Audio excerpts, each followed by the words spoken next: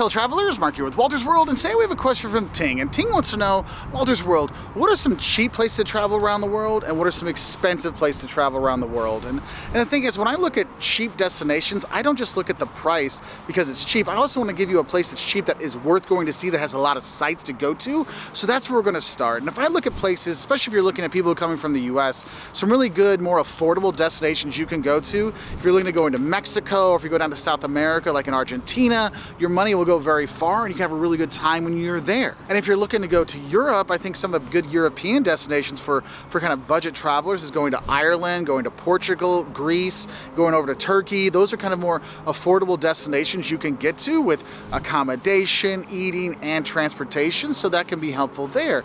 If you're looking to go to Asia, Southeast Asia in general is very affordable. Thailand, Cambodia, Laos, Vietnam, those are all really, really affordable places. You'll notice a lot of digital nomads go to live in Bali. That's another cheap destination you can go stay at if you're looking to go there. I actually found China had a really good bang for its buck when I was traveling there, because I could stay at really nice hotels for literally like a $500 hotel in the US was like $80, you know, in China. So there's things you can go and go visit that'll actually your money go a lot farther. That makes it kind of an affordable place to go. So those are some kind of general ones I kind of look at and recommend if you're looking for cheaper places to go where your money might go a little bit farther. Now, places that are going to be very expensive but I think are still worth going to is pretty much any major large city around the world or capital is going to be expensive, but they're probably going to have a lot of stuff for you to see and do when you're there, so it kind of justifies it. But that's one of those things. Big cities are going to be a lot. That's why you're coming here to England. London is significantly more expensive than going to a place like York, okay?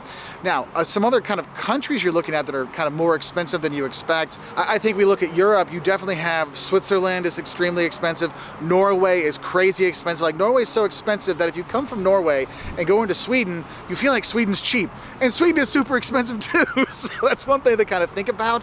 If you're looking to go into Asia, you'll be surprised how, like, not expensive, but how pricey going to Japan can be when you're looking at the food and the accommodation and also the travel to get there. Another thing, when I want to look at expensive travel, I would have to say this, because there's some places that are cheap to go, but if you have to pay to make sure you're safe in terms of accommodation and stuff like that, those places will be expensive, because if you need to make sure you're safe when you're going there, you need to pay for that kind of safety, okay, depending where you're going to go, all right? So that might make a place that's cheap actually be much more expensive, just because you want to make sure that your hotel is safe to stay in, or the safari you're going on is okay, or the tour you're going to do is legit.